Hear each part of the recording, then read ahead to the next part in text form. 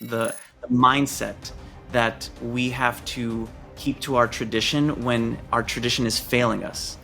When we continue to just follow it blindly and not question things. The number of times I'm in the hospital and people are like, oh, it's just policy.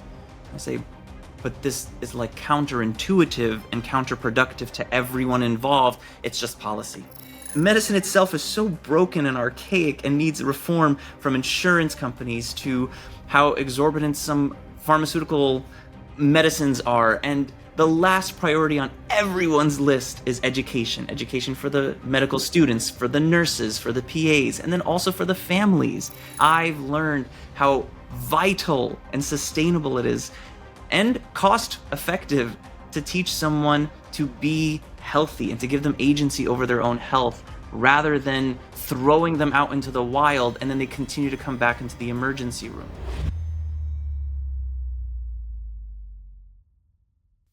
Hey everybody, this week I'm joined by Peter Rezkalla. He goes by Dr. Peter or Dr. Disney, in fact. But he is a pediatrician, actor, social media star, 50 million views as Dr. Disney. You can find him on social media at Dr.Disney.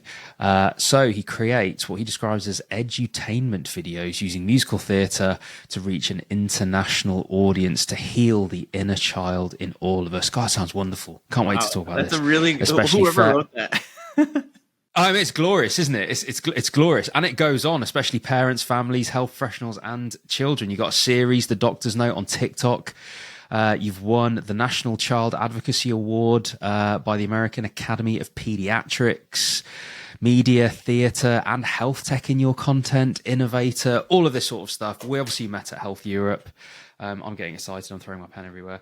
We obviously met at Health Europe, talked about health tech, talked about YouTube, talked about all this sort of stuff, and we're on a panel together. So, Peter, delighted to have you. Really looking forward to this. How are you, first of all? I am excellent. What a blessing it is to see you again. My goodness, when I met you at Health, I said, this guy's a model and a doctor and an innovator, all this stuff. What the heck? I have such a high bar to reach. And then you were like, oh, you should be on my podcast. I said, I'd love to. Oh my goodness. You said, here, you pulled out your phone and you told me to scan the QR code on your phone. I said, oh, is this the application? You said, no, this is the back end. You've already been accepted. And I was like, oh God, this is like the Holy Grail. I've been invited. You have to, because I looked you up and I've been really wanting to be on more podcasts so I could like talk with people and get into this space. And I saw your podcast and I was like, okay, I have to apply to him and he's probably going to reject me, but I just got to try. And so when you were like, I'd love to talk with you, I was like, this is so full circle. So I'm great. I just finished a shift at the hospital and I am wired and ready to chat today. Amazing. And thank you so much. I've never heard model before. That's definitely a new one. Are you kidding? Can't claim to have any background in that. You are tall. You are good looking, and I was like, what is he doing? What is he doing as a doctor? This guy's like Hollywood actor. I don't know how to deal with this, Peter. You can't do this to me. But thank you. I appreciate it. I can't. Yeah, I mean, mutually starstruck moment. I think that we both had, like having certainly me having looked you up and everything you're up to. But yeah, super excited to have you on, man. And I think there's so many ways that we can, or so many things we can talk about. So many ways that we can do this. I think obviously you're a practicing clinician. You've literally just come off shift, so we can definitely talk about just an experience as a clinician. Experience of a clinician doing other things as well, other things with technology, using YouTube to connect with so many different people. We can talk about health. We can talk about health tech more broadly and what you're doing with brands and all that sort of stuff. But the way that I start these episodes is for you to tell your story. And so I guess it'd be really interesting for us all to know, like, where does this start for you? Like, obviously someone that's just such a born creative, seemingly. In your first 30 seconds on here, you've certainly convinced me that you're a very, very, very natural creative. And so how does someone so creative, first of all, find their way into medicine?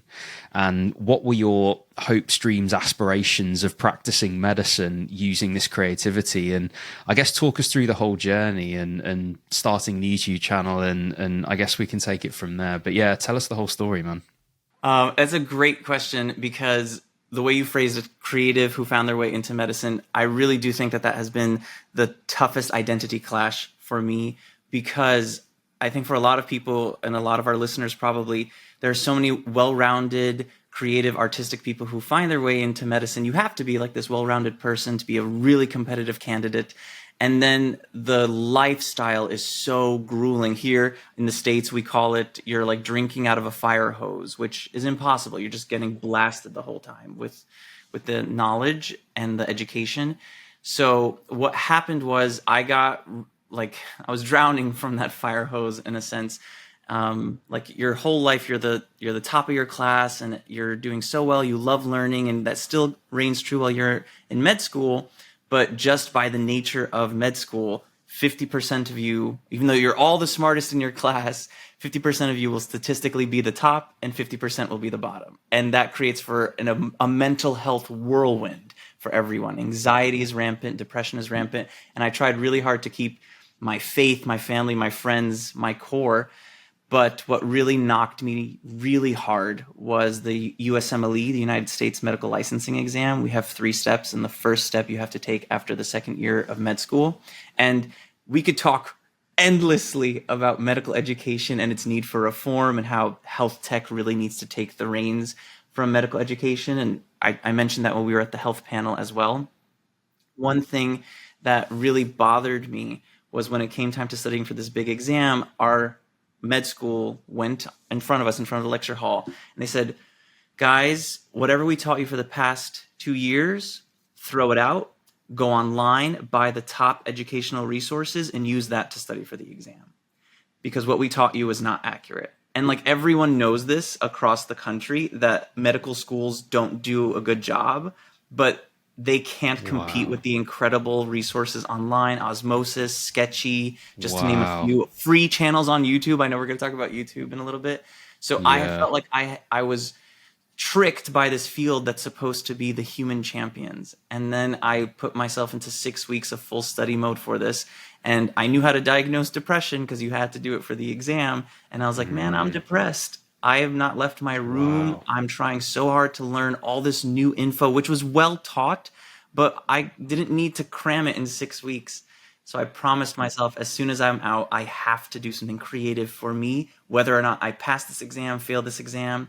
And back in my day, we got a number score, which really showed you how well you did. I'm doing air quotes for anyone who's listening on podcasts. And the exam is not built to be that way. It's not built to give you a numerical score. So it's like everyone knows the exam is not built to be that way. Everyone knows that you're not supposed to use the numerical score. It's only sensitive for pass, fail, but people will judge you based on your performance on this one day. If you happen to be sick, hit traffic, came in late, no one cares about you as a person. And I felt really dehumanized. So I told myself, as soon as I'm done, I'm going to start a YouTube channel because I've always wanted to do that. And I did, and it sort of took off from there. And I called myself Dr. Disney because I love the entertainment space as well. And I didn't want to call myself Dr. Peter before I had my MD because I was afraid my med school and all the people who are the more curmudgeons in our field, I'm sure we have seen them, would try to kick me out of med school or something for claiming I was a doctor online. So I said Dr. Disney because I could say, I'm a Disney guy.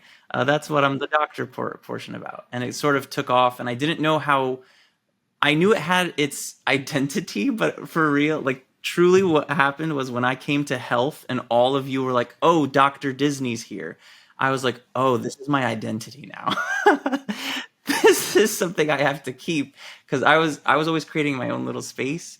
And it was really wonderful to see the impact it had created over the past then 6 years, now for a full 7 years. So that's the story. And it sort of has been this beautiful thing where now as a pediatrician, I'm using it to teach more health prevention, mental health topics, as well as reviewing movies and talking to families about what they can learn and how they can talk to their kids. And even for kids themselves, everything I create is family friendly because I know what it's like to scroll and find something that you didn't want to see. So I try to be someone that anyone can watch.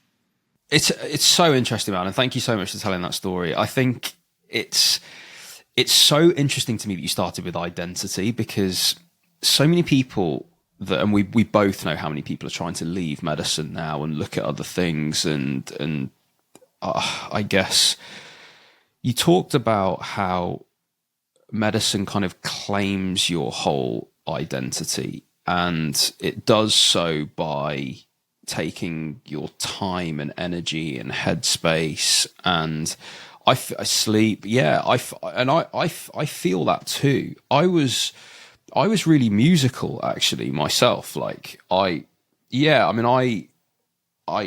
played like piano and keyboard as a kid, like, and then as I got older, I started to go to a lot of music events, and I started DJing quite a lot, and I just found like such a solace in, and started producing music and like house. I and tech didn't know music and this. stuff. What?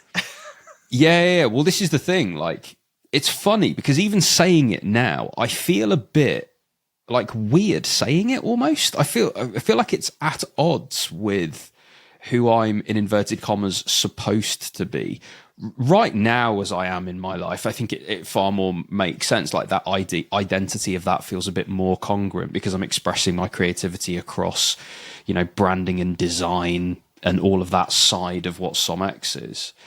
But when I was a clinician, when I was a doctor, I didn't have this. I think I didn't have the strength of character to say that I am this as well as a doctor. And I think it's super interesting, again, what you said about rankings, because quite rightly, 50% of people are below average in any cohort, in anything. 50% of doctors are below average, but 0% of them would admit to it. I think I knew I was an average clinician. I wasn't doing anything spectacular in medicine.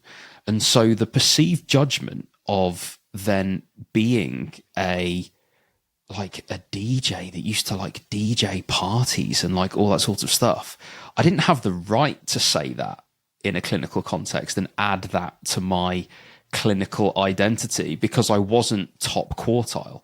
If I was top quartile and I was, I was smashing exams and coming first and all that sort of stuff, that sort of gives you more permission, doesn't it? Gives you more permission to sort of lean into all these different things, because it's like, well, at the end of the day, I'm also smashing it in medicine. I'm better than you here, so I can kind of do what I want. And you almost felt at the time like I had to earn that, and I hadn't earned that. And so it kind of made the decision to leave a bit less of a choice, actually, because it sort of was like, well, I can't be both.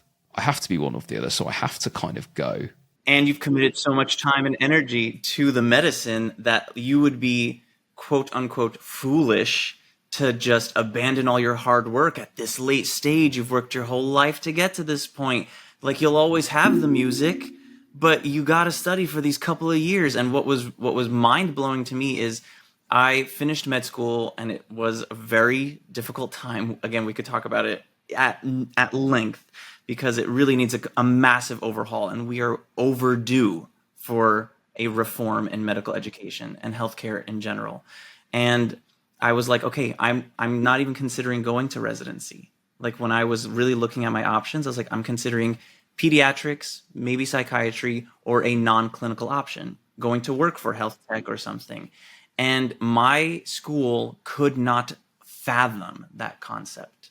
And they were like, you're going to throw away all this time? Just do one more year. So I said, I'll do one more year. Then as in residency, they're like, you have to finish residency. And now that I just finished residency, everyone's like, well, you have to work at least 10 years in the space to build your follow. I'm like, what? Like, when does it stop? It doesn't. And so one moment that I really feel was like a moment, like a droplet from God. It was like, I want to show you a little thing from not the fountain of youth, but like this crystal ball. I want to show you something. And I was in the medical school, late at night, walking the hallways, and I saw one of the surgeons walking by. And I said, oh, hi, how are you? And he, like, casual, cordial, hi, how are you? And his response was, not too good, Peter. So as someone who cares about humans in general, I said, oh, do you mind if I walk with you? And like, I'm here if you need anything. He said, yeah, let's talk. So we just walked in the hallways of the med school, and he shared with me, he said, Peter, I'm 65 years old, and I've committed 40 years of my life to medicine.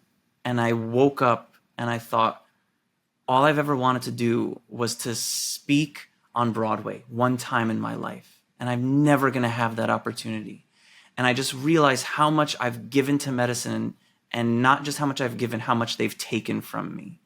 And I was like, what, God? Like, where did this come from? Like, I was just going to say hi to him, but someone out of nowhere came and gave me this nugget of, don't do what everyone else has been doing, because it doesn't result in happiness. It doesn't result in healthiness. This is an unhealthy field because you are, even just for anyone who wants to defend it, the one core thing is, here in the States, you're expected to do 24-hour shifts, which are sometimes 28-hour shifts, if not 30, 32, 36-hour shifts straight. Your patients don't know that you're sleep deprived. You know that you're sleep deprived. Some of the nurses don't know that. Like, no one knows except for other doctors and trainees. And everyone just says, well, this is the expectation. You have to meet it. Now, for 5 seconds, if we just thought about that physiologically, no one is expected to do that. Yes, the human body is capable of doing it, but no one should do it at the repetition that we currently have people doing it every 2 or 3 days. And let's say someone has seizures. Sleep deprivation will lower their seizure threshold, and they could die on shift in a call room by themselves, and like no one would know. And if they did happen to have mental health issues, and then that got worse because of the sleep deprivation, which we also know, I mean, and everyone just defends it ad nauseum. And when I was doing this whole creative thing, I'm sure you also were saying, like, you get to this point where there's an identity crisis. Like, I've gotten to this point, do I just abandon all of my hard work, or do I keep putting myself on pause so that I can make it in medicine? But when will you have made it? And so many people wake up at different points. And I'm so blessed and grateful that God woke me up early on and was like, no, your journey is different. I think this is so wonderful, and I see so many parallels with my experience, dude. Honestly, I can remember when I was they call it an FY2 or an F2 in the UK, so a second year doctor, so basically still an intern, like arguably a resident at that point. I can remember the job that I had was sort of between two hospitals that were in the same group. And so what would often happen is that you would do a ward round in one place, and then you'd go and do the ward round in the other. And there were a couple of people off. One was on call, one was sick. And so it was me and the registrar, it was a junior consultant. He'd just become a consultant, so just become an attending. It would be the US equivalent. Oh man, this is so similar to what you said. He started the conversation with me, and he said, "Do you know something, James? I've just become a consultant, and I've realised something." I was like, "Okay, interesting." And he said, "I've realised that first of all you're an F1, then you're an F2, then you do core training, and then you become a registrar, and then you become a junior consultant, and then you probably become a senior consultant. And then you die." And I was like, whoa, okay, like, what's your good morning. Like, yeah, literally, like, wow, 9:30 a.m. I wasn't quite ready for this. And it's funny because I didn't have the facilities to really dig into this with him at the time. I did my best through that conversation to feel my way through with because, a consultant, second year doctor, the consultant is saying this to you, and you kind of don't know what to fathom of it, because in your mind, all you're looking to do is get there. Him. Yeah. Exactly. And that phrase you used, made it. When have you actually made it in medicine? That's so fascinating, because I think about this a lot with how I think about success now. When have you made it? Just in broad terms, like what is making it? And I'm so much more comfortable now. I'm almost certain that, and I feel quite certain in this now, which I find a great place to be, that for me, making it is never going to be attached to any single event. I know that now. The feeling of making it is something that I can take out of every single day. So in that day, if I've done something I enjoyed, something creative, I got some free time and some leisure. I got to see my dog. I got to see my wife. I got to see, my future kid. Like, I now know that you can take a piece of the feeling of I've made it every single day. And I guess in combining because I don't want to like rubbish medicine as a career entirely, because you're quite right, it needs reform, and there's things that can be reformed within it. I think it can be an incredibly fulfilling and satisfying place, and people rewarding. can feel that sense 100%. And there's huge things I miss, by the way, as well, which we could always talk about. But I think so many people can take that feeling of success out of every single day, having just made it to where they are. And actually, the thing about being creative and combining the two is that if that's what you need, so you knew that you needed that, right? You needed that creative output. And so for the feeling of I've made it, you needed to work that into your day, and to take whatever sacrifices you needed to take, and to boundary medicine wherever it needed to be boundaried, whether that was your sense of perceived success within it. And that's also something I did, by the way, along the way, which was just to say to myself, look, actually, I'm not going to be the top professor of anesthesiology that is an expert in this, that, and the other. I'm actually not going to derive my feeling of success from that. I'm just not going to. So how about I get it to pay the bills and see what I can derive outside? And actually my sense of success was then so much greater, because I just relieved myself of this outrageous pressure to achieve all these things in medicine. And actually, part of that is just becoming more of an individual and stopping comparing yourself with others on that medical sphere. But as you quite rightly point out, medicine, exactly. They make you compare yourself. Everything is on your performance compared with other people.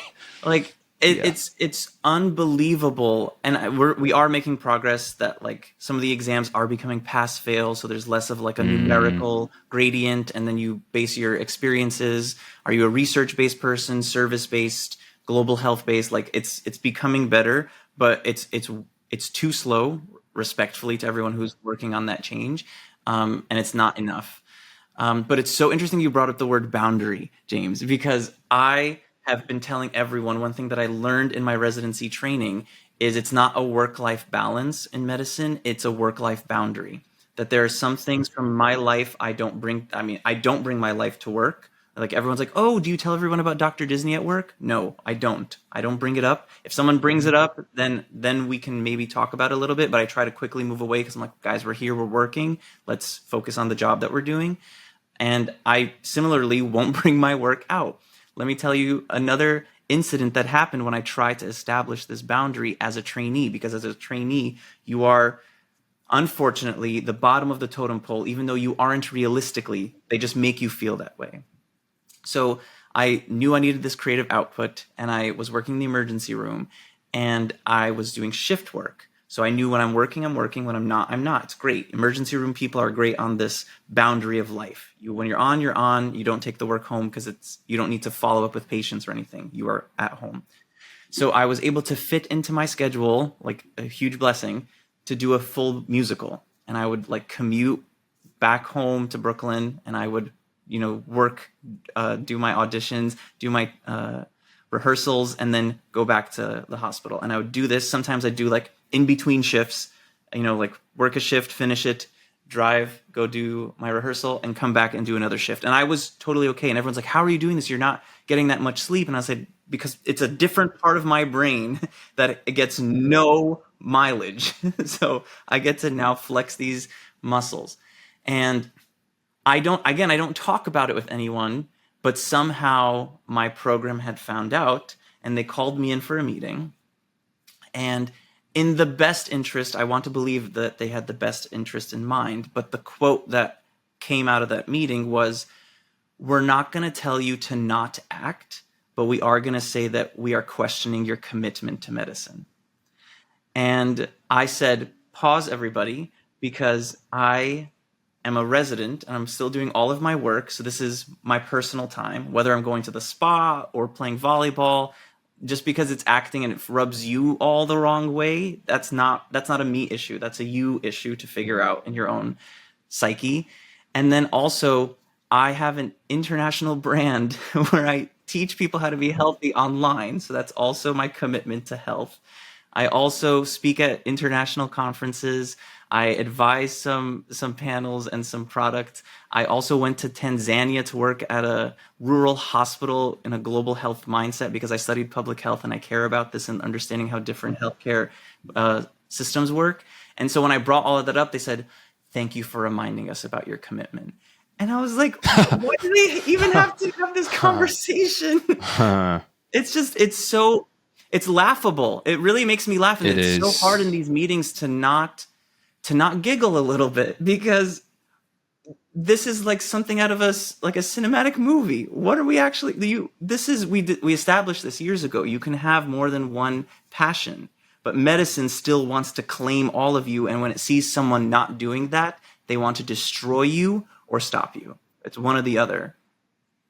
It's at odds. It really is at odds with a philosophy of diversity of thought being a net positive. It's really at odds with that, because if you had just so many homogenous minds in any other place and you were robbing those people of bringing in any sort of alternative experience, and you would, I mean, there are some words like censorship, like there's some strange territories that this starts to sort of encroach upon, doesn't it? And maybe I'm making a leap there, but like it starts to get quite uncomfortable for me. It's absolutely uncomfortable, and I was, one other thing that came out of that meeting, which was really intense, was like, telling me that, oh, we have a commitment to this job. I said, I completely understand. They said, for example, my daughter was vomiting and they told me to come pick her up from school. And you know what I did?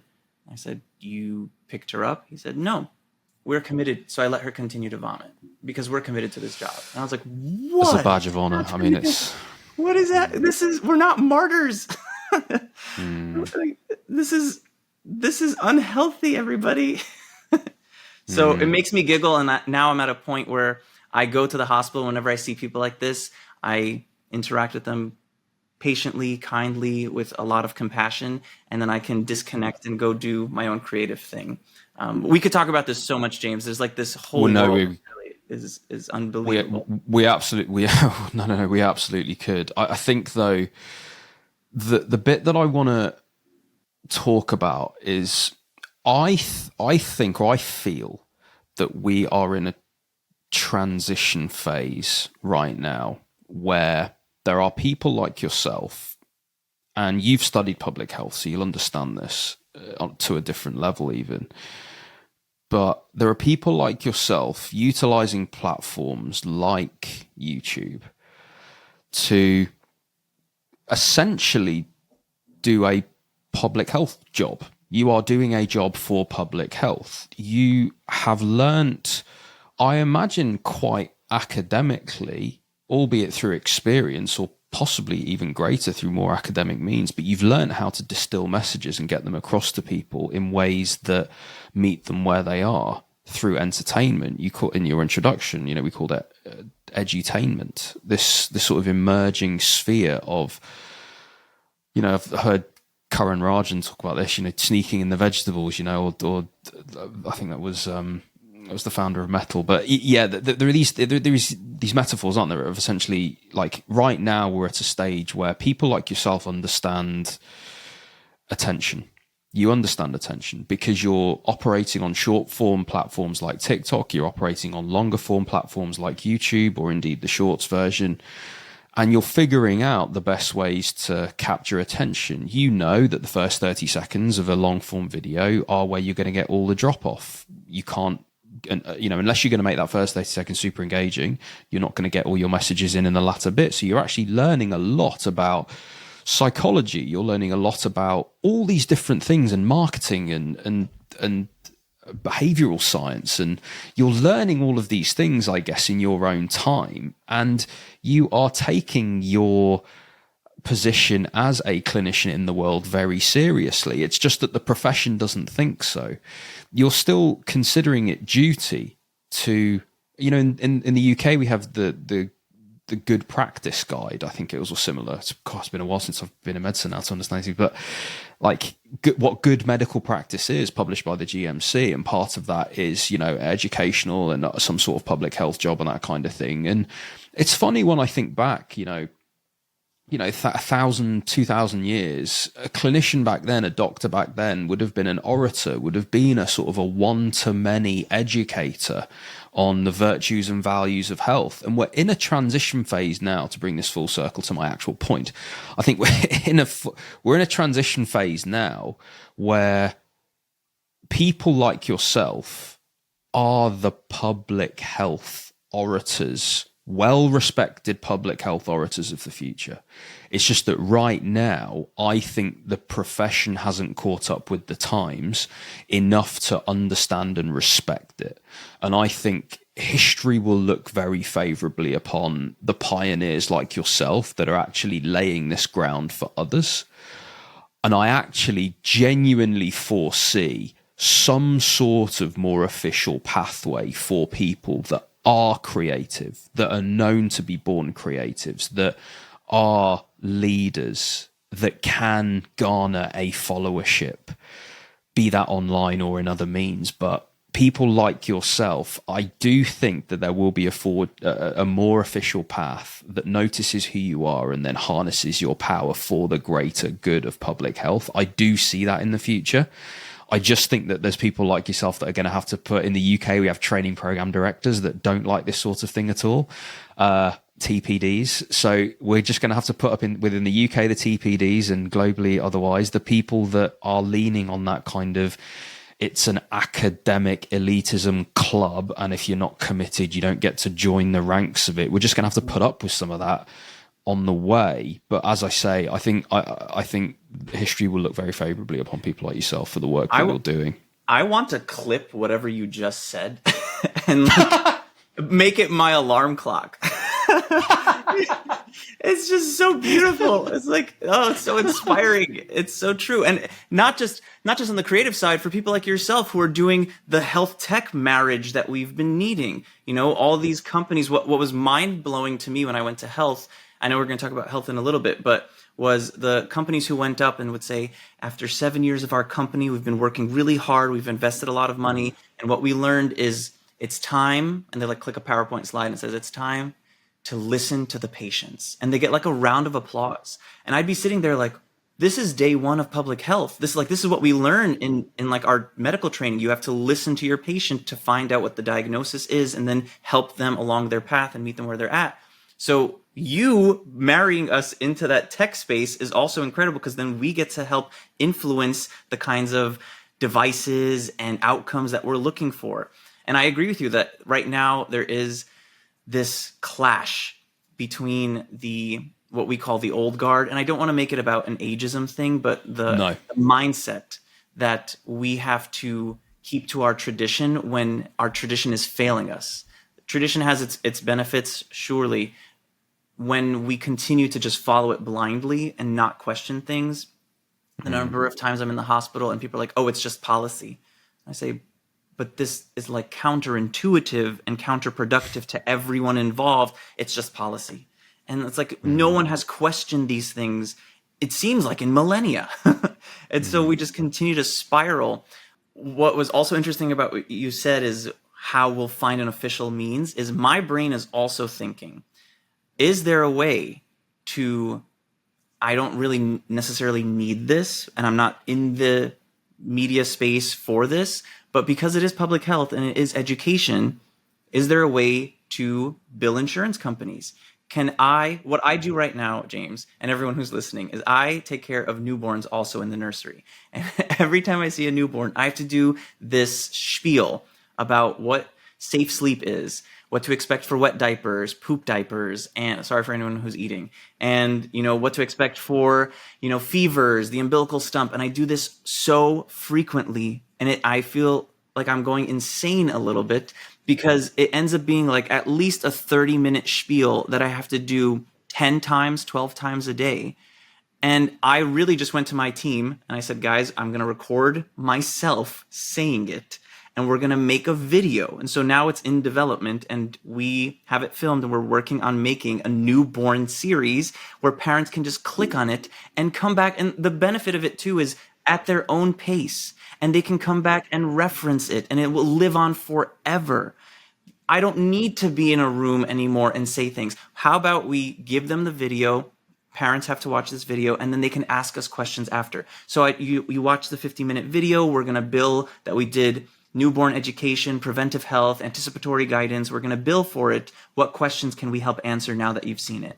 Like, it's so, and then they can take it home with them, and they'll have doctors' advice with them everywhere they go. And I would love that from my doctor too. So we're at a point now where we don't have to keep doing the one-on-one medicine. And I guess we are a little different in that I'm still in medicine, and I'm not saying that you don't love it, but I agree with you that it is rewarding. And so what I find is like the creative moment in my day, or the thing that I take out, is I'm in pediatrics, and I can think my commitment to this child and this family will have a ripple effect for the rest of their life. So I need to do my best. And when I see them smile or they understand, just this week at the hospital, a parent literally told me, after I talked to my residents and students about how important education is, told me that she's been trying her best to understand asthma, but every doctor just throws papers at her and then tells her, just do the albuterol. And she's like, when? How frequently? What am I looking for? And everyone expects, all the doctors expect families to have medical degrees, and they don't. So medicine itself is so broken and archaic and needs reform, from insurance companies to how exorbitant some pharmaceutical medicines are. And the last priority on everyone's list is education for the medical students, for the nurses, for the PAs, and then also for the families. No one cares about teaching anymore. And I've learned how vital and sustainable it is, and cost effective, to teach someone to be healthy and to give them agency over their own health, rather than throwing them out into the wild and then they continue to come back into the emergency room. You know, one of the more dark sides of medicine, if we could call it that, was I had in my training, you know, I'm in pediatrics, so I prescribe Tylenol and Motrin a lot for kids to just have on the ready, and for parents to have them. And one time my attending came in when I was in training, and he said, I see you're sending all these mothers home with Tylenol and Motrin to the pharmacy. I said, yeah, because the kid had a fever and I want them to be able to treat the fever. They're like, okay, well, I just want you to think about it this way, Peter. That's coming out of your tax dollars, right? Like, all that Tylenol and Motrin, you're paying for it. So do they all really need it, or can they afford a couple of bucks?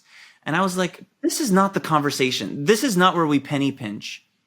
Tylenol and Motrin, pennies. Literally. We are spending millions of dollars on other areas of medicine. When I give this mother Tylenol and Motrin, she won't come to the emergency room to then take up a bed, to then take up resources and people's time. Not that we're upset about it, but there's so much that needs to be looked at medicine critically, and I don't think enough people are doing it, because in order to get to this point, you have to have an element of brainwashing. And I know brainwashing is a really intense term, but it really is that way for anyone who we talk to. I'm sure you talk to your friends about it too. Any third-party person who looks at medicine sees it for what it is. And the people inside have this rose-colored glasses for some, not everyone, but enough people that make it enough of an alarm. Yeah, the term Stockholm syndrome gets thrown around a lot in my friendship groups, but yeah, and it's not just medicine; it's other professions as well. But yeah, it's so interesting, man. And actually, more parallels. My favorite job in medicine was when I did neonates. So I did a neonates job as a junior doctor, and absolutely adored that job. And it's actually what turned me on to intensive care and anaesthetics and that side of the world. One thing that struck me there, you mentioned the cost effectiveness of education. This is fascinating. This is absolutely fascinating, because doing a public health job, there is no, like, anecdotally here, I'm not going to throw any evidence out there, but like, there is no greater ROI than the absolute one to everyone model of someone with a YouTube channel with 50 million followers educating them on this, that, and the other. I did a podcast, as I said before, with Karan Rajan. I don't know if you know him, but he's a UK creator. He's big on YouTube, TikTok, all that sort of stuff. And I did a podcast with him, chatted to him ever since, and go for dinner with him every now and again and that kind of thing. And he showed me like DMs of, he put out, for example, put out a video on if the top of your ear looks a bit like this, it might be a BCC, it might be a basal cell carcinoma. By the way, it might, or BCCs, SCCs, they look a bit like this. It could just be a spot that doesn't go away. And he was just showing me like DMs of like, I went in, I did not realize it was this, like loads of that and other video, like, and I just sort of, you do the maths in your head of like, if these things prevent late, and then the subsequent care and the subsequent this and and that's ignoring the humanity side of it, by the way, which is actually a far more compelling which should be our first discussion. But I understand that like a lot of people are motivated by the money. You see what I'm saying? Exactly. And so from a personal reward perspective, the guy's off the charts with like all that sort of stuff. And I imagine you're similar with some of the stuff that you get sent to you. But in terms of thinking like, okay, how do we now scale this impact? There needs to be an economic model. I think that's the space that YouTube has slotted into and has actually shown the world the economics behind this. And it's fascinating to me because it's in part education, it's in part entertainment, and it has to kind of be both. Well, it does have to be both in order for it to work. But you get sort of authentic attention. It's not a boring video on the signs of ABCC and some mnemonic that is really really stretched that you've got to sort of remember, and you're sort of trying to educate the public about this mnemonic to know that when a BCC is not just a spot. Or some of the pictures are really blurry and you're like, what's the difference between these? I can't tell. Yeah. But it's fascinating that YouTube's come along and has given individuals a way of basically proving ROI on attention and impact. Now, built into that ROI is obviously the fact it's an advertising platform. These people can capture attention. We can sell that attention to other people, and that's going to keep the whole thing going. Right. But I think that's just a stepping stone on the way to what would be a future study on just stripping out the ad revenue and stripping out the revenue side of things. What if we just looked at this at scale from the top 100 healthcare creators in every single country, and even just auditing their DMs of like what they prevented? Like, it's not going to be long away, I don't think, before we can make a serious preventative argument between compelling educational and entertaining content and long-term impact. And if we can draw that impact out and present it in such a way that avoids the kind of 4 or 5 year political cycles and stops politicizing things, at least in the UK. Right. Like, I just wonder, like, what that then leads to. The cynical side of me then goes, well, that probably just leads to like you have to pay a subscription to like the top 100 creators in like one single platform, and that's your now prevention insurance. Like just going towards that, I don't know. You subscribe to YouTube Health, and then you have to get like private doctor meetings with these celebrities. Yeah, exactly. It's so interesting, and I don't yet have the network to understand how we could even pursue something like this, but you're absolutely right. The first step is to do research and to put a video out and to say what, almost like you're giving me an idea. Maybe for my newborn health video, I'll put a pre and a post survey and see like, what did you know beforehand and what did you learn after? And it'll have so many holes in it, I'm sure, from a research perspective, but at least to have something.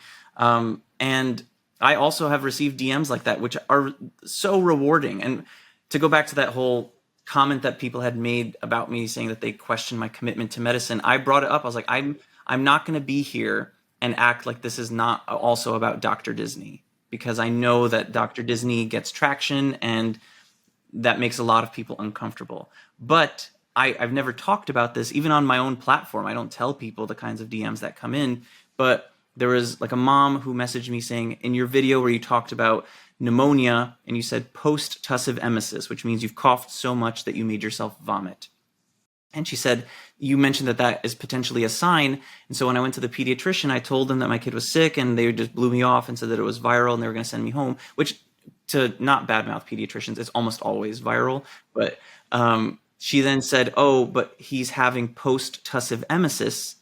And she said that I never even messaged you, but you saved my child's life like a year ago because I said that word to my pediatrician. Their sensor went off. They did some lab work. They got a chest x-ray, and he had raging pneumonia and was hospitalized for 6 days. And that is so rewarding, and we can do that. And that video that I made will live on forever for every other parent who watches it, or anyone who watches it for their own health. You can do mental health videos and encourage people to reach out to their healthcare team. I think the future is so bright if people allowed themselves to be as creative as they really are internally and as they inherently are. And I hope this is inspiring for people and motivating for people. I mean, I was about to say, it's for me too. Yeah, I was about to say, even you talking about this will be giving so many people the permission to start. And I think that's the beautiful thing, because we don't want a brain drain out of medicine. We don't want that. We don't want people to have this identity crisis of creativity versus intellect and academia and to have to pick one. It's ridiculous. It's ridiculous that in this day and age, like that should even be a thing. And that kind of, that academic elitism of, in the UK, we've got the royal colleges and the exams and all this sort of stuff. And you've quite rightly pointed out commitment and what these words actually mean. It's the word professionalism too gets weaponized a lot for trainees. Like a friend of mine was accepted to med school, and he had really nice rainbow colored hair. And they accepted him to med school, but then right before he was going to go to the wards, to the clerkships where he was going to be in the hospital, they brought him in. They said, you either have to go black or brown. And he's like, why did you accept me then? Like, you can't just hide my personality. And there are so many the problem is it's the training gap, because the training gap tends to strip your personality away. But there are so many attendings who do dye their hair and do their own thing and let their personality shine. But there are also, like, New York Times wrote a wonderful article about how it gets weaponized, this word professionalism, for things that are not the typical traditional doctor. And we all know what that looks like in our minds if we just imagine. And, people who had braids and came to the hospital, or wore, high heels, or didn't wear high enough heels. I got scolded for not wearing a tie. And I'm like, what is happening? My patients don't care. And if they do care, that's the wrong kind of caring. It's funny. You mentioned we're going to talk about health. When I was at Health, where we met, I remember one of the most fascinating panels that I watched for just the amount I learnt. It was on the women's health stage, and it was a panel of LGBTQ clinicians, patients. There was a mixture of people on there, and it was fascinating to me because there was a concept that was talked about, which was, if you're an LGBTQ person, or indeed if you're an ally, let's say you're a clinical ally to that world and those people, you might think, reasonably so, you might think, oh, I just want LGBTQ medicine to be as good as everyone else's medicine. I just want it to be the same. I just want it to be as good. And actually, what the panel talked about was that should actually not be the case. It should actually be a specialist type of medicine. Clinicians can specialize because they understand and they know that group of people. They know the constellation of conditions that those people have. They can be more preventative in the way that they can practice that medicine. They can be better communicators because they're used to that communication and terminology and understanding. They can build more empathy. Yeah, right.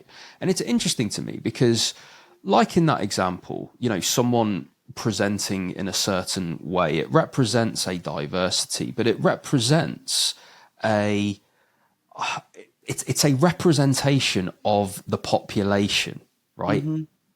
in all of our extremes, as the population, we exhibit all of those extremes, right? Why wouldn't you want some of those extremes expressed in your clinicians? We are a beautiful diversity. Right. But it's like politics. It's like politicians. The idea is that you elect people that represent you, and therefore you feel represented. I feel that in the clinical body of people, like you've absolutely nailed, that doctor that we all know as the average doctor, the typical doctor, let's say typical rather than average.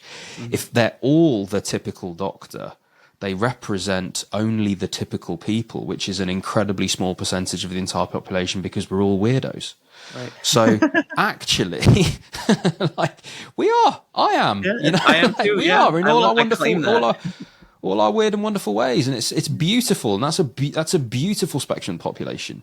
It's bizarre to me that then we don't carry that forwards into thinking, well, isn't it wonderful that those extremes of personality, those extremes of expression become clinicians, so that they can be magnetic to their community and represent their community. It's such a dangerous mindset. Let me jump from where you're talking about and also include here that medicine, no one talks about it, is extremely ableist in who they pick to become clinicians. If someone at the interview has a lisp or a stutter, I was an interviewer at my medical school, and there was an applicant who came in who had a stutter, and we actually had a conversation as to whether or not we should accept him. He was competent, he was compassionate, but because of the stutter, everyone was like, well, I don't know, like it'll be a hindrance for patients. And I was like, but it'll also be so beautiful for those patients who can relate. Empowering. Like, why are we so ableist? And it really makes me so sad that these champions of healthcare, I'm sort of like a practical idealist. Like I understand that the world needs to be practical, but I put us at a high standard at the ideal because I want us to get to that point. Because I always say, like, if we hold ourselves to the ideal and we miss it, we land on the practical. But if we aim for the practical, we're going to land at failure. Like, that's just how it works. And I went into medicine because I knew that the world had a lot of corruption and it was dark, and I wanted to be in a place where we focused on the bright side and making people healthy and protecting life. And what was the biggest rude awakening for me was that medicine is just like every other field, even though we claim to be different. That's the piece where I find the biggest dissonance, that we are like everyone else, as corrupt as Wall Street, as corrupt as Hollywood, as corrupt as any industry, sports industry, but we pretend that we're better. And society gives us this prestige, but we, behind closed doors, the number of times I've had conversations at the hospital of kids I can't take care of because the hospital doesn't accept that kid's insurance, so they have to be sent somewhere else. And I'm like, we have the Hippocratic Oath: do no harm, do good. Why is everyone ignoring this? And in fact, being hypocritical? Oh my goodness. So to go back to what you're saying, like, to have this ableist or the sort of exclusionary elitism that you can't be a part of us, you can't sit with us, to quote, a movie quote, you can't sit with us. Why do we have that? And also, why are we who's benefiting off of this? I don't want to fill that blank in, but I want people to think, who benefits off of making all doctors look the same? It's not the weirdos. It's not the rest of us who are beautifully diverse. No, it's not. And I'm glad that you raised that, insurance point, however painful that is to even say out loud. I think half our listeners are from the UK, a quarter are from the US. And in the UK, that is what, yeah, hello. That is, fortunately it is one problem, just one, that we don't have in the UK. We don't have that one. We definitely don't have that one. We will take people in.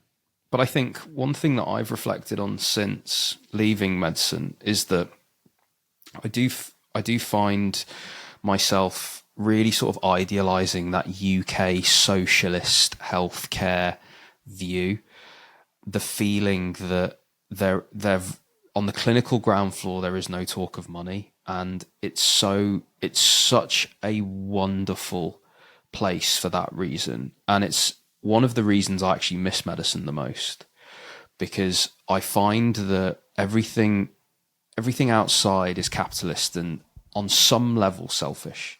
Everything's about me. I want to make my life slightly better. I want to hire someone because they can take away some of my work. I want to do this because it benefits me. Like there's a lot, so much more of my mindset is that. And I think one thing that I really miss about medicine is transcending my own hunger, thirst, tiredness for the benefit of someone I've never even met. And there's such a beauty in that. And of course, once they're in the hospital and through that barrier, you feel that too. And I think that's the one thing that I never realized at the time, but I realize now was nourishing me in a way that I don't get nourished currently. And I have to find that in other ways, because I do find myself yearning for that. I do find myself yearning for this kind of exhaustative feeling that I've got there through the greater good. And yeah, okay, of course there's ego attached and all those different things, but there's a selflessness. There is. Yeah, there is. And I like that, because sometimes you have those shifts and you go home and to a flat on your own and you have a fantastic sleep and you wake up and you just feel good about that. You don't need to tell anyone. No one needs to know. The people in the hospital saw it and they knew and they feel it too. But there's a beauty to that. There's something happening there that I don't think we have a language or words to adequately explain just yet. But that does something to my consciousness. It nourishes me in some way that I do think I'm lacking now, and sends me on a different sort of path to what I'm trying to achieve and how I find happiness. So it's not as if, you leave and everything's amazing because you have all these things that caused you a problem. And then, it's funny. I say to some of my friends, like there's one thing that you don't realize when you're in medicine, some of the ones that are still in, is that you never actually go home and question what you do. You never have to go home and think like, God, like I'm just making the rich richer, or I'm just moving spreadsheets around, or like, what am I even doing? What's even the point? There's a lot that whole section of things you just never really have to consider. And I think in health tech now, I'm fortunate still to be, in healthcare and health tech, and I couldn't see myself doing anything else. There was a time when I had a co-founder and we were talking about going into other things, and it was immediately I started to disengage, because I started to think like, what's the point? And I love medicine for that, for teaching me and showing me that like, this is where purpose lives. Like purpose lives here in making people better and making them feel better. Like there's definitely loads in that. And I have all these sort of expressions of myself in the world through SomX and this podcast and Healthtech Pigeon and the biotech stuff. And like, there's expressions of me everywhere in the world that I'm trying to sort of hire myself out of so that they're self-sustaining, and these kind of expressions of me keep doing their thing in the world. But I do find that medicine one is still missing, I guess. But it's nice that you still have that. I bet there's days where you can't wait to go in and still practice the medicine. I do love it. That is the piece of it that has kept me going, that despite all the baggage that kind of comes with it, I do love what I do. I do love taking care of kids and taking care of families by relation. And it's so fulfilling and rewarding to have someone not just get better, but to understand their illness and then to want to be more healthy. Like to work all those elements with someone is, again, we don't have a word for it. It is so fulfilling, rewarding, beautiful, and it really gives you a sense of hope in the world. The understanding part. Can I just touch on that a second and just I want to go into this a bit more, because I feel the same. I've always liked teaching. It's always been part of what I do and have done in medicine, that kind of thing. And feeling the reward from someone understanding, it points to something different, I think, than just giving them morphine and pain goes away and they feel better and all the rest of it. I think teaching someone and them understanding, you can sort of, for me anyway, it felt like palpably I could sense that, oh, this this change might stay. They might stay healthy now. It's not a case, whatever it is. You mentioned you've mentioned education a lot, both in what you do, and you've mentioned it in the medical school system, and we've talked about YouTube and you doing it there, and we've talked about reform. Like, what's your relationship with, I guess you're drawn to education in lots of different ways, right? So like, where is healthcare and education, and where do you want it to be? So right now there is a deficit, because just yesterday when I was talking to my students, I have PA students, medical students, and residents. And my residents have been in residency for 3 months so far, 4 months so far. They just started in July. Oh my goodness, what month is it? It's October. Yeah. So yeah, a couple of months. And I was with them for 1 week. And the number of residents, I've had several at this point, who continue to text me after we're done working together and say, thank you so much for the all caps learning. And they tell me that no one in their 3 months has sat down with them to do basic things: how to admit a patient, how to discharge a patient, how to do a proper H&P, and things that they should have learned in medical school, and they probably did, but now they're actually doing it, and they have to carry the legality of being a doctor, and no one's really showed it to them. Then you have the other element of the doctors who come in and don't follow protocols or procedures, or don't explain their decision-making thought process. And so the residents are left there completely unaware of how to take care of patients if that attending were not there.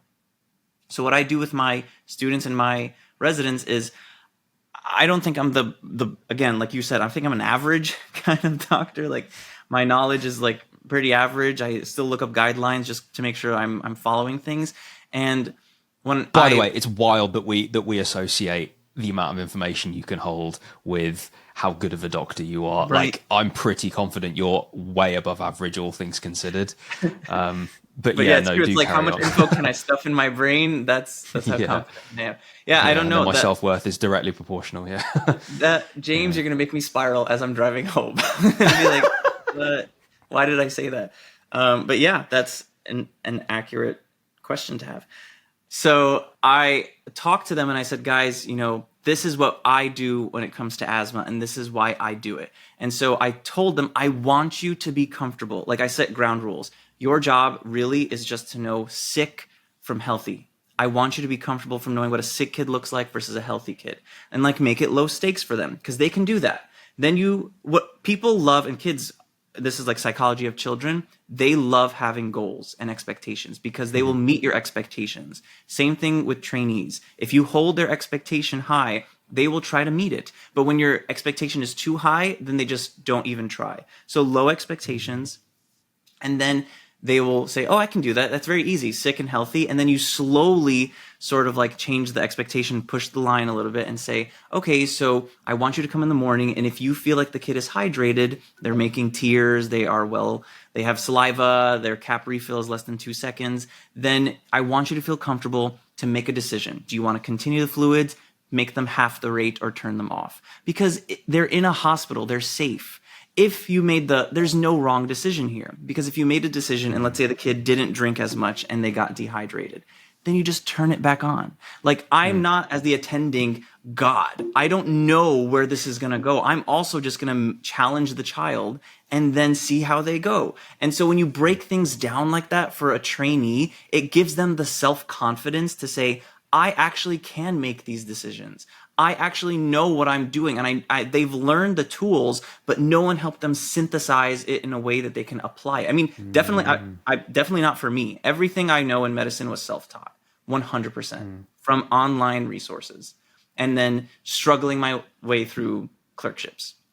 And I lived the deficit, and so I'm trying to fill the deficit. And you ask, like, what is my vision for the future?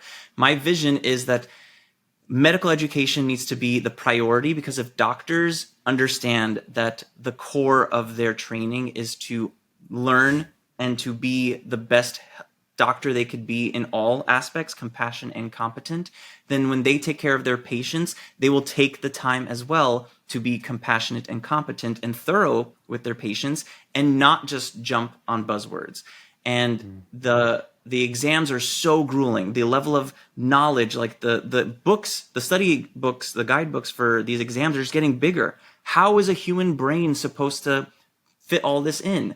And if I could just take another minute to talk about exams, what is mind-blowing to me, James, is that we continue to expect trainees. I mean, I just finished my board exam, and on my board exam, the number of incomplete questions that I, as a physician, I do this every single day, but on the exam, had to make inappropriate malpractice leaps on my exam to say patient came in with one symptom, what do they most likely have?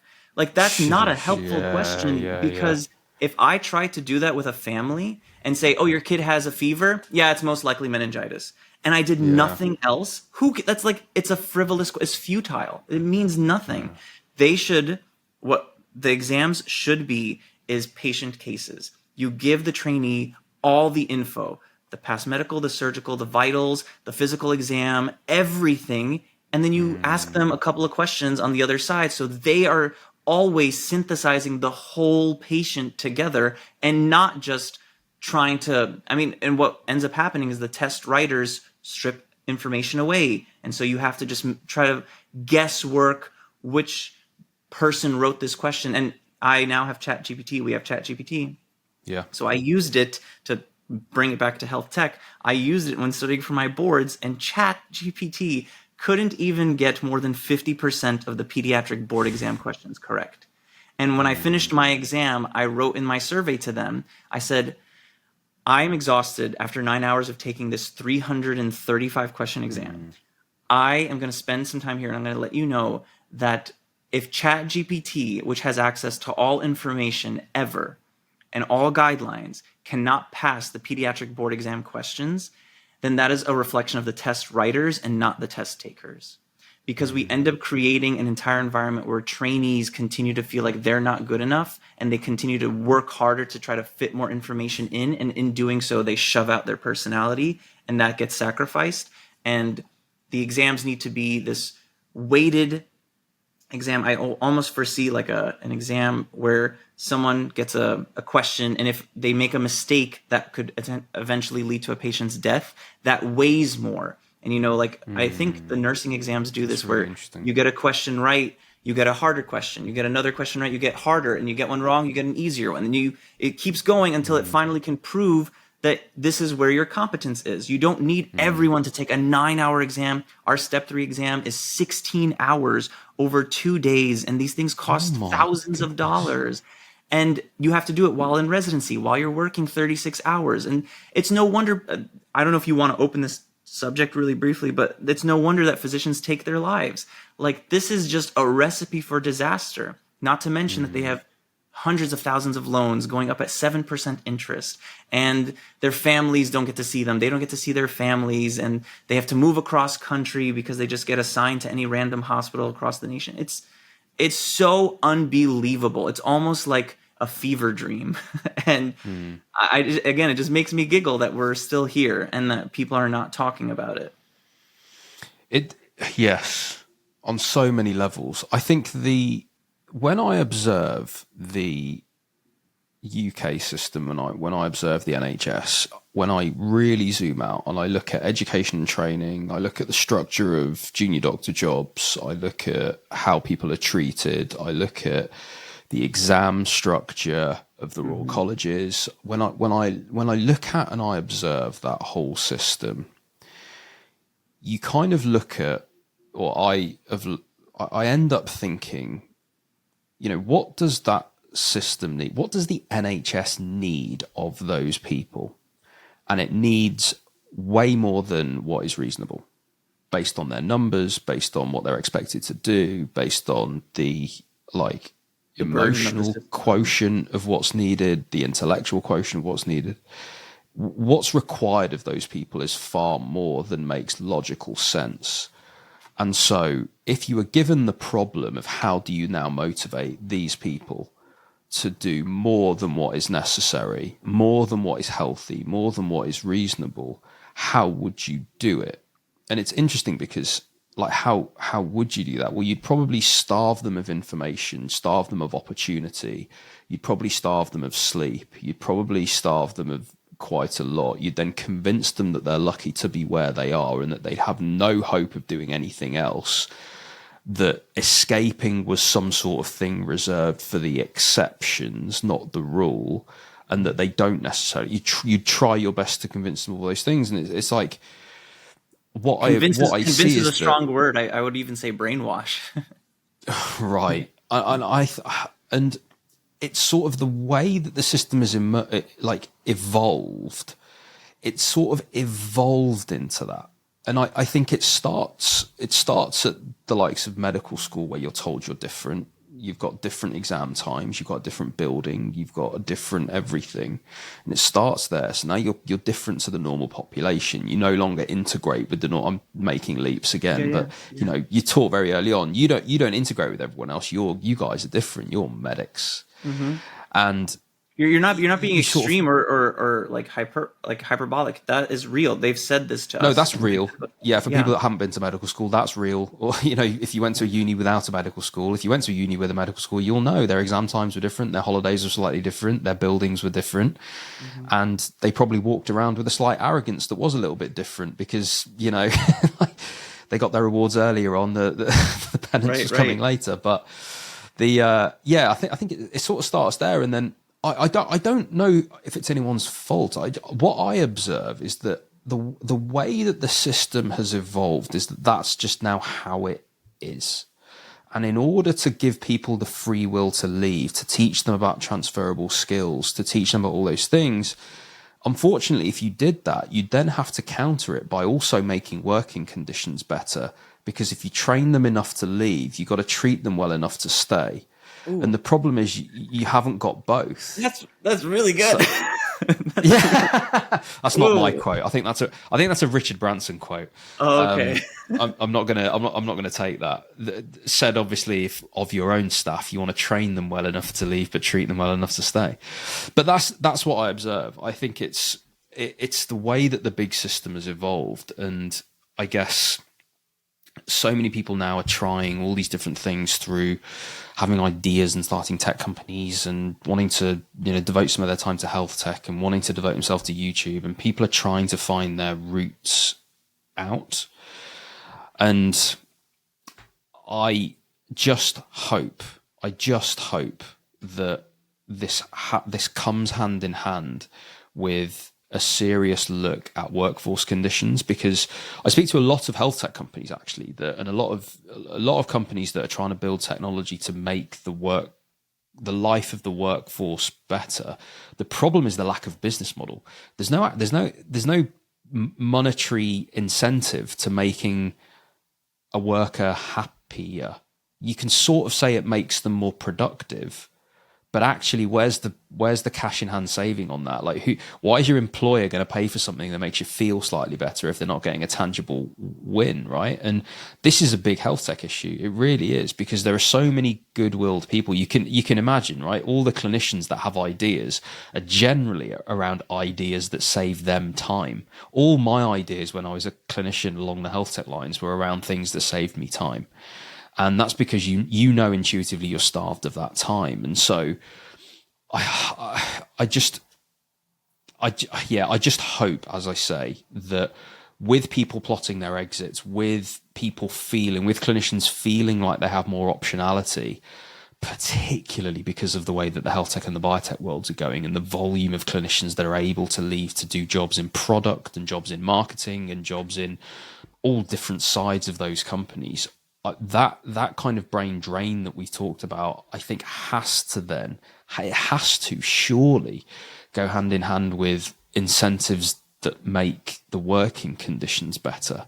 I think that has to be one thing. The other thing I just wanted to say very briefly, based on what you said, is that when it comes to education, you're absolutely right. Assessment drives learning. That was the big phrase that when I did my degree in education, like it was always said assessment. I do have a degree in education, postgraduate diploma in clinical education. I do. Yeah, wow. I did that in my third year of being a doctor. No, thanks. But I love teaching. I enjoyed it. It was really nice to learn some of the theory behind teaching and that kind of thing.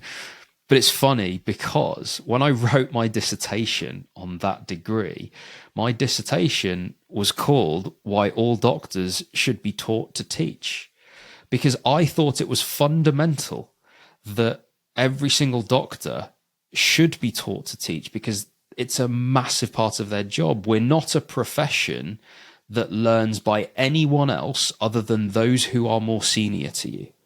And so it was my philosophy that unless all doctors were good teachers, we were never going to progress as a profession. We were never going to create good conditions for people to learn. Because again, something you learn when you do a degree in education, that so much about learning is the conditions in which you learn. It's less just being spoken at with the information you need to hold. You create conditions for that learning to happen. And again, like in the way that I taught and those types of things, it would come out differently. And yeah, it's fascinating. It's just amazing to me just how so much of what you say, like I'm totally like aligned on. My jaw. We also look the same as well. For people that aren't watching this, like we actually look pretty similar as well. Like, are you just like the US version of me? I was going to interrupt you, and I'm glad I didn't. But I was going to interrupt you and say, do you want to just reform healthcare now?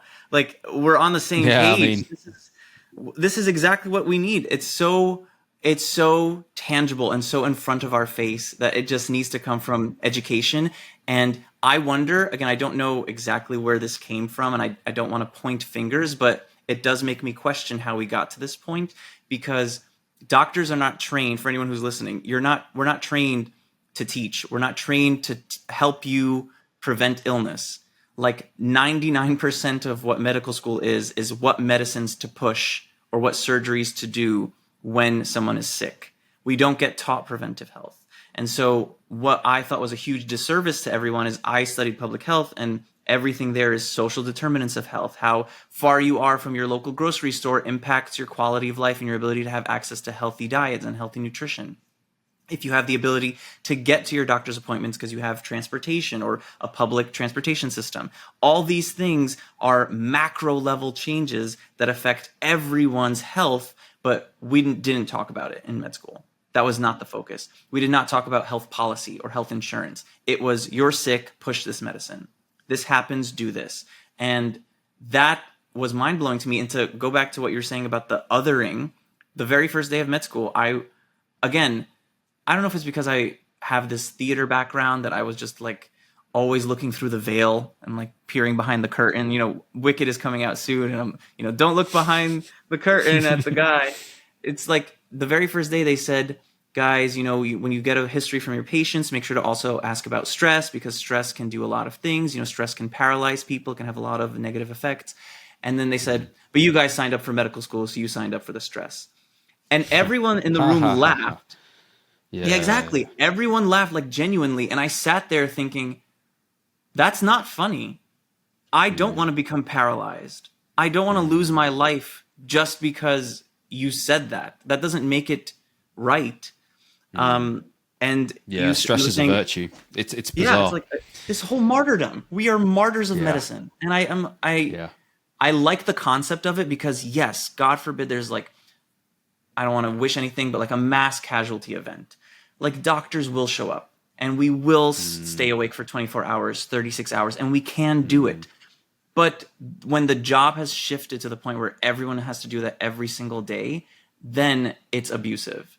And you were saying, it kind of has just become what it is. And I've heard that phrase a lot. It is what it is in medicine. Like I was given very like horrible working conditions compared with my other colleagues, and I was questioning it, like, is it because I'm an actor? Is it because of Dr. Disney? Like, why are you making me singled out? And everyone would just answer very easy pocketed, it is what it is. This is residency, or this is what you signed up for.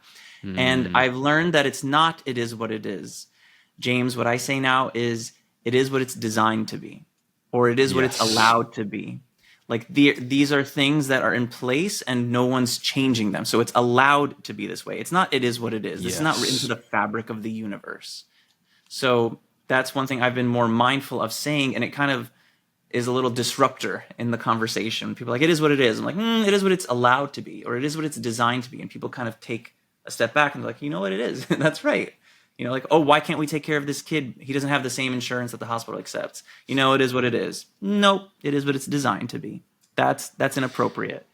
That I should love that not. because it's a really empowering phrase. It's a really, really, really empowering phrase. And I think it's such an important phrase to teach anyone coming up through medicine now as well, because the world's a very different place now. And actually people are feeling a lot more empowered. Young people now that are entering the workplace, they're digital natives, they're internet natives. Right. Everyone sort of knows how everything works. There are very terrible things that go on that people are far more informed about. Information spreads incredibly quickly.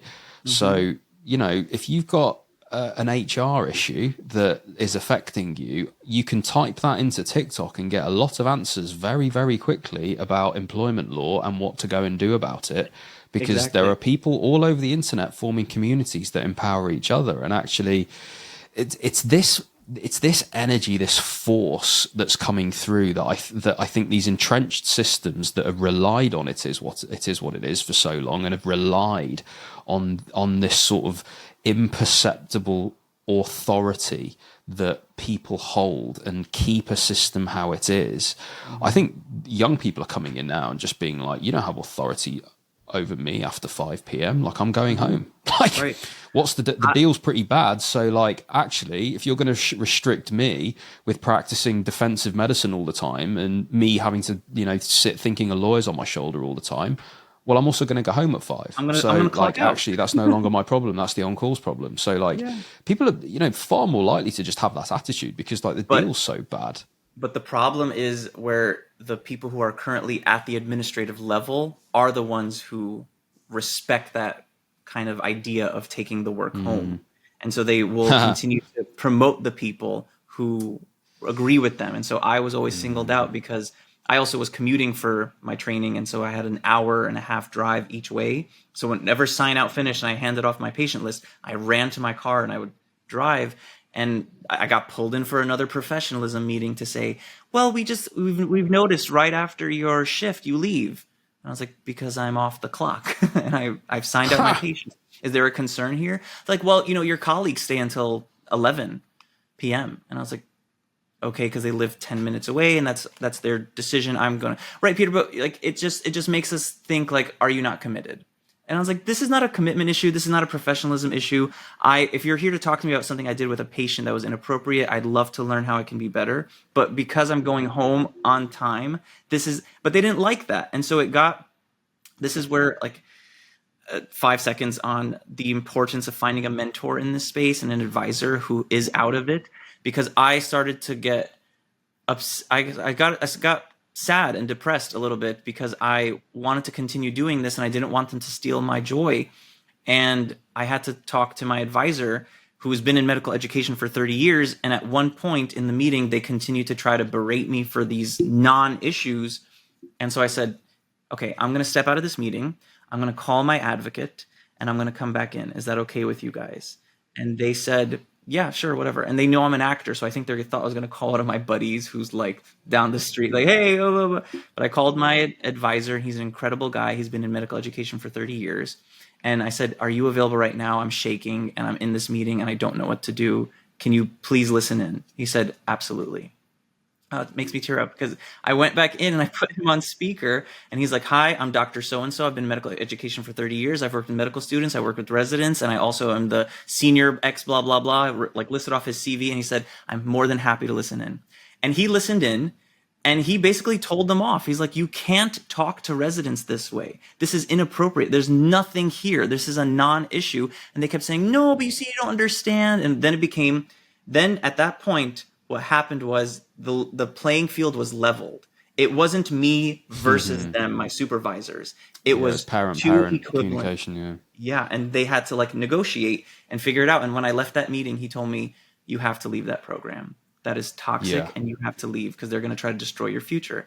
And I did ultimately leave. But going back to what you said about the human resources, anyone who gets workplace violation or something can just go online and find it. Interestingly enough, in all of this, I did look up information online. I spoke with several people. And unless a resident is unionized, what I've been told by lawyers is they have no rights. By several lawyers, I've been told residents have no rights because you're in this limbo space between a student and an employee. And Wow. you are, unless you're unionized, you are an at-will hire, fire, abuse case, and no one will take your case. And I was like, that sounds insane to say to anyone, let alone a doctor who's committed all this time. They're like, I know, but it just, again, it is what it is. And I was like, no, it's not. It's really not. That's some bogus nonsense. And so I asked my program one time, I was like, are we ever going to get unionized? And they told me to my face, the person from Human Resources said, oh, you'll never get unionized. I was like, why? And they said, oh, because it would be so hard to control you guys. Like, to my face, they said it would be so hard to control. And like, they don't even need to hide their true face, because everyone knows it and no one's going to stop them, because like, healthcare is so broken. This is the last thing on anyone's Wow. like agenda to fix. And then the last thing I wanted to say was, when you were saying how can we get like people involved in the business side of health tech, trying to fix some of these solutions, and how can we prove that this is worthwhile? This is what I've learned recently. How we can fix healthcare overnight is this: if we paid trainees, like residents, junior doctors, if we paid them by hour, then all of the problems would be fixed overnight. What happens is all the problems just get thrown on the residents' back. Like, hey, this patient needs a last-minute wheelchair. Well, how am I going to do that? I don't know. The residents will find out. And so the residents last minute have to try to figure out how you're going to get a wheelchair, and then a bus pass to go home, and all these social issues. And then how do you coordinate a sedated MRI for a baby? Well, you have to get anesthesia to talk to radiology, and then the resident has to be involved. And then, was it the right time? Was the kid NPO? Did they not eat anything? Oh, they had a formula with the nurse. And the resident is the center of all of this nonsense. And because they get paid a flat fee, anyone who gets paid a flat fee is going to get abused by their employer. That's just how it works, because you can work as much. And in healthcare, we can work as much as they want. Like up to 80 hours per week is what's documented. But all of my buddies in surgery programs break that every single week. They're violating these federal laws, and they're told to violate them. I've been in rooms where these program directors say, how hard is it, guys? Like, yelling at their residents, guys, how hard is it? You work over 80 hours, you log less than 80. And I'm like, you're telling them to lie. All of this is bad. All of this is bad, but everyone takes it as just, it is what it is. And that is really, it is nauseating. It really is. And I appreciate you being so honest, man, and actually just explaining to 50% of the listener base here based in the UK that if you're thinking things are better in the US, they definitely aren't. Mm-mm. And actually, there's a lot of blessings that we need to be counting, actually, for some of the ways that we're treated. You know, we have the European Working Time Directive, which means that our hours are capped. And yes, there are people that break them, but not to that degree. And actually, what are they capped at? I think it's... Like, generally, I actually don't know, but broadly, we're just not. You can't work us into the ground, basically. So it will be 40 hours a week plus an on-call rota, and like that's what you can do. Like those are your hours, and actually your rights are within those hours. Yeah, most residents here work at least an average of like 75 hours a week. Yeah, see, it's interesting because like. Even in the UK, though, I can remember when the European Working Time Directive was coming in, and actually it was surgical trainees that would have been the most effective, technically in a positive way, but actually that were hurt most by it because they can't get their surgical numbers up. They can't get their logbooks full of the right operations and volume of operations, because now they're actively being kicked out of the hospital, because if they make a mistake on a shift that they're not technically allowed to be on because they're meant to be at home, they're going to suffer for it. So it's such a bizarre setup, and actually people just don't go into medicine with their eyes open. Like no one goes into medicine informed of all of this stuff. It's so bizarre. But before I let you go, man, like I know that we're running out of time, but What is your relationship with health tech? Because obviously we met at Health, and obviously there's a load of health tech stuff going on there. But I just wonder, like, do you have a relationship with it as a clinician, and do you have a relationship with it maybe as like a content creator and YouTuber, like with brands and things like that? Like, I'm just interested in like what your relationship is with the health tech world. Yeah, I went to Health. I was invited to go to Health, which is an incredible conference for anyone who has not been. It's wonderful, and like all these different facets and elements of healthcare come together, except for medical education, but I'm talking to them about it. And I was there on a social media. Yeah, I really hopefully something's working. But I was there to create social media buzz for them because of my online persona. And while I was there, I just was like, let me walk around. I went to all of the like pediatric software companies, and I was listening to what they had and like, I don't know, eating my cracker or cookie and like, have you guys thought about this? And they're like, oh, that's a great idea. Oh my gosh. And they like have their team write it down. I was like, you also might consider, and I'm like, just like saying things like nibbling on trail mix. And then they just start handing me out their cards saying like, oh, you have the mind of someone who works in health tech. And I was like, I don't know what that means, but I'll take the card. And it sort of like was a beautiful blossoming of my entire communication, public health, and physician backgrounds coming together in like a wanting to make healthcare more efficient background as well, coming together in there are people who are doing this and need a doctor's input. And I was really like excited about it. And so I talked to a bunch of companies, and I do like advise several, and some have reached out asking me to be like different levels of leadership.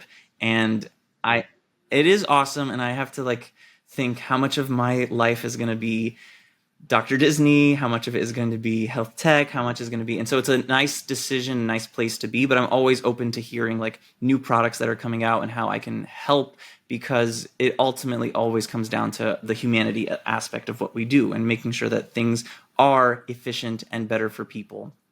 So I do work with some companies now, and I just advise. And I really do love what people do in health tech, and Health, the conference, always is just so reinvigorating. And every time I go, I feel like my network expands by an infinity factor. And we met at Health, and like, you're one of the greatest guys I've ever met in my life. You're so interesting. Like, you need to write a book. Indeed. You need to write a book. I mean, I wanted to ask more about like why you also left medicine, because a lot of my buddies, everyone I know who was in training had something called an exit plan. Within 5 to 10 years, they plan to leave medicine. And I think the stat is right now 50% of all docs are over the age of 60 and going to retire soon here in the States. So if the young force doesn't plan to stay and the ones who have been in it are leaving, we're going to have a huge deficit. So something has to change. And I would love to hear why you left and how you're in the health tech space as well. Yeah. So for me, there were people on this podcast have probably, heard this before, but like, for me, there were push factors and pull factors, if I'm going to summarize it. Like, I never loved it. I never loved clinical medicine. My dad wanted it of me. He wanted me to become a doctor. He was a nurse. He born in Mauritius, moved over here when he was 18, had a place at nursing school and £100, and that was all he had, and turned it into a whole thing. But so he grew up in, he's in his 80s now, and so he was, in the 70s, 80s as a nurse, and the consultants were, big people in society and well respected and well paid, and of course you would want that for your son. Why wouldn't you? Like that I have a lot of sympathy and compassion for that as a decision to sort of essentially force me into medicine. But it's not like I felt forced. It's just that I never remember a time where I ever had any choice or thought anything else. I just thought, well, this is my life. And so ended up in medicine for that reason, which is not a good reason to end up in medicine. And I know people will relate to that are listening, because you don't have any sort of inherent magnetism to stay in medicine or to love it for what it is, because you're not attracted to it for any reason. So I was sort of there, but I was held in suspension rather than sort of being in medicine as part of the compound, if you know what I mean. So I was sort of distracted. I was loose. I was loosely in medicine. Yeah, exactly. I was very distracted by lots of different things, and I was far more interested in the system, and I was far more interested in fixing the system than patients, because it didn't make sense to me that I spent my time on 10 patients a day, when if I fixed this one thing, every clinician could see 15 instead of 10. Like, that just made more sense to me. So I basically just started doing a lot of projects, like writing business cases, shadowing people in the finance department. I was doing all this stuff on the sort of businessy side of the hospital, and eventually got sort of pulled out of medicine by knowing lots of tech companies and health tech and seeing the impact they could make and helping them. And because of my natural affinity towards marketing, I was helping them with more marketing than anything else. And eventually it turned into what I do now. So that's kind of the broader story. The other side of it, though, was that I guess I was anesthetics and intensive care, and the ICU is a place, not the pediatric ICU, by the way, the adult ICU was just a place where I never got to grips morally with everything that happened there. It was a soup of so many different emotions and actions and moralities and philosophies, and all with a guiding philosophy of alive longer is better, unless you've got 3 or more organs failing, in which case, yeah, we'll probably let you die quite slowly. Like, it didn't make sense. You have like a quick example of like something that was one of the toughest things that really might have, or maybe the one that set you off? Yeah, one of the toughest things, and I've got to be careful exactly how I tell this story, but one of the very last cases, like little pieces for me. Yeah, I guess one of the last cases for me, and I'll tell this in a way that isn't identifiable, but someone that was very old, it came in a very, very, very bad way. Very bad way. It was an open and shut case that nothing should have been done. And they came into A&E, and it was 7:00 in the morning. And I was ITU on call, so I went down, and basically, I mean, there was not only loads of medical reasons for her organ failures, there was also a trauma, a big blunt trauma reason when she was crossing a road for like a lot of, this was all over. Anyway, I took the necessary actions to get advice on this, and by my senior, who was at home, and was basically told to intubate them and take them to the unit because it was 7 a.m. and the new consultants were in an hour, and it would take him an hour to come in. Yeah. And by the way, on the phone, I painted it worse than it was. And here's the bit I've got to be careful with how I say it. I didn't exactly follow instructions very quickly. And basically, yeah, that happened. Didn't necessarily do those things very quickly. New consultants came in and said clinically everything's fine. All's well that ends well. Like, yes, we're going to do the right thing here. We're not going to take them to the unit. But it was one of those things where, like, lots of different things could have happened there. There was a lot of different eventualities. But when you boil it down, if you extrapolate that behaviour that I exhibited there, a junior basically really questioning the senior in terms of their decision making, if you extrapolate that into another year, like where does that end for me? Like why do I think my morality beats their processes? Like, why should I be, like, I was starting to consider, like, my idea of right and wrong is how I want to live my life. And I was extending that into what I believe is right and wrong on the intensive care unit. That's not okay. Like, to hold those beliefs and act in accordance with how ITU works is fine, but I couldn't do both. I couldn't hold the beliefs I had and keep them to myself. Basically, it was on that borderline of, like, I'm going to start acting on this soon, and actually, like, I'm going to have some really difficult conversations and questions soon. So I've got to take myself out. I've got to take myself out of this environment. And so that was the other thing that was going on concurrently, which was, like, me just really battling with, like, this sense of right and wrong. And the reality of it is, like, I think it is super complex. Like, I was an anaesthetist that I manipulated consciousness for a living, so I became relatively well read in consciousness. That was not a normal thing to do for an anaesthetist. You start talking about consciousness in the middle of an operation where there's not, you're in the middle of like a lap chole list and it's boring. Like, turn to the consultant and ask them like, yeah, so we manipulate consciousness for a living. Like, what do you think about blah blah blah blah blah? Like, immediately, you're the other.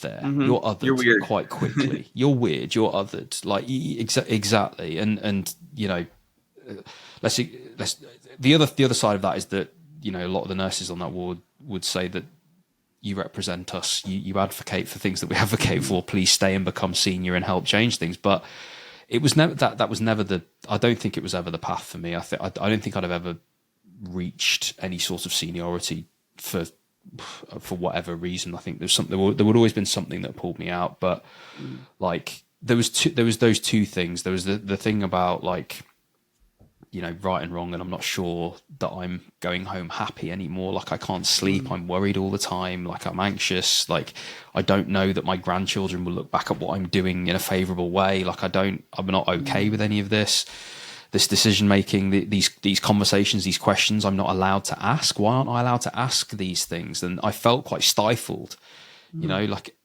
and I don't blame the system. I don't blame the people. I don't blame any of that. They're good people. It's just that's the way that system has evolved. It's evolved because if you don't ask those questions, that place runs really well for what it's trying to do anyway. I'm not sure that what it's trying to do is the best thing at all times for everyone. I'm not sure people act in concurrence with that, but those are the things that I was battling with at the time. But at the same time, I had all this hope and optimism in this sort of yes world of entrepreneurship, in this yes world of health tech, where people are building solutions to problems. They're not just talking about the problems. And in the doctor's mess in the hospital, you just hear problems. Yeah, right. These people that were like that. People that were meeting engineers and meeting computer scientists and then going, well, hey, why don't we build something? And you're like, okay, yeah, let's build something. Like, and then they try it and we try it and it works. And there was all that kind of hope and optimism. And I guess the magnetism of being like propelled forwards was just exhilarating for me. And so any time that we would make a small change, it was so exhilarating for me. And I knew that that's where my personality was aligned. And so that was essentially what took me out. And then my creativity kicked back in when it was like, well, hey, I can do all these things for health tech companies. I can start podcasts for them. I can help them with video and YouTube and professional videography and editing and all that sort of stuff. I can help them with graphic design. I can help them with branding. I can copyright, so I can write again, and I can do all that side of things. And I realized later on, all this is falling under the marketing umbrella. I'm just a natural marketer. Like, that's who I've always been. And you're I've had great a at LinkedIn profile that I've been posting on since 2012 or whatever. So, well, thank you. So yeah, I guess that's my journey. And there's parallels with yours. Like, to pull this full circle. Like, I think being a creative person, feeling that kind of muffling of that creativity that the medicine does, and sort of emerging from that with a new sense of what success is, with a new sense of what purpose and meaning is.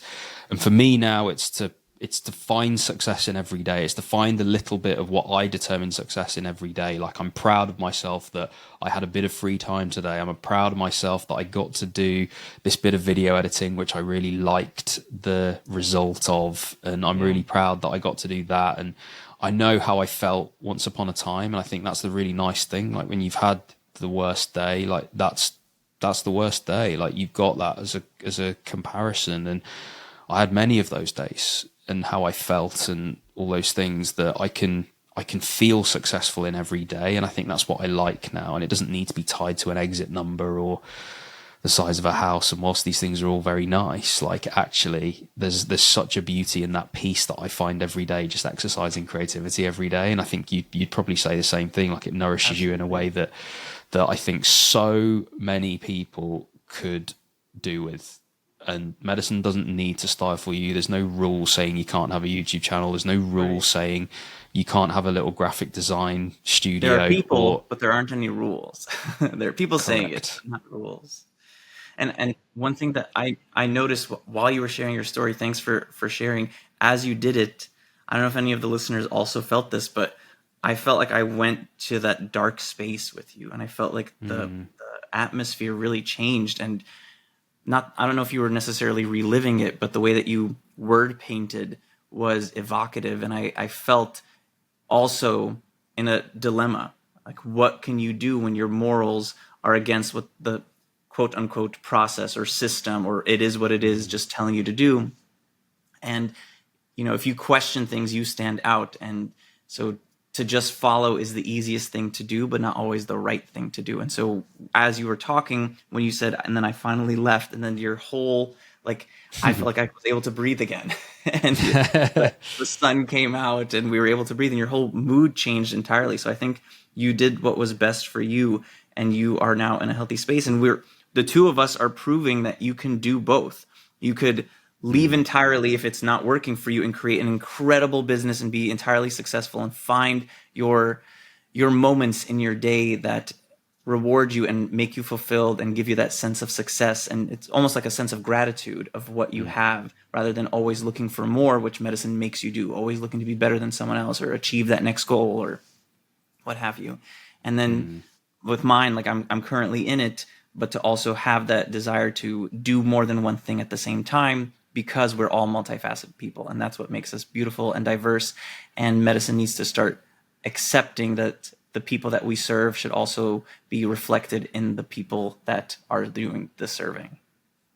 Beautiful. See, we concluded it. We fixed it, at least in theory. We made it to the finish line somehow. At least in theory. We did. Peter, thank you so much, man. This is probably the longest podcast I've ever done, but it feels like the shortest one I've ever done. Honestly, makes me so happy. I know. I want to talk to you so much more. I loved it. I think we can do more of these, man. We can do more of these. I think there's loads that I can talk to you about. But yeah, for those people that want to learn more about you, Peter, that want to check out Dr. Disney, they want to get some inspiration for their own YouTube journey, or they want some edutainment through musical theatre, or they want some public health information through your entertainment. What is the best way for them to find you, get in touch with you, and do you have any asks of our community? Just find a fairy and ask for it to give you some magic fairy dust and fly to never know. So I am on the social platforms. I'm on YouTube, TikTok, Instagram, Facebook. And if you type in doctor, I think it's the full word. I mean, if you write DR Disney, it comes up. But typically when you write the full Dr. Disney, I come up. And I have so much, now that I'm officially out of residency, I now have like a full-time editor, and I have like my team I'm building up, and there's so much that's coming. And one big thing that I'm really proud of is, again, maybe just to end this like marriage of different identities and just to bring it back to identities, different passions that we all have. Wicked is a movie that's coming out. It's a huge musical that's still on Broadway. And Ariana Grande, Cynthia Erivo are starring in it. It's this huge, wonderful movie. And I rented out a theater for families who can't afford to take their kids to watch the movie. And we're going to all go watch it together. And so that's like the big project I'm working on right now, just because we all have that ability to give back in some way, whether it's in money or time or advisorship, mentorship. And I want people to just tap into what they can give back to the world so we can all make it a better, brighter place. Because it's well overdue, fam. It's well overdue. It is. Dude, that is beautiful. Thank you so much. And I am sure that we'll have you back on and speak to you again soon. I'm sure I'll be back. I had a pleasure. Thanks, James.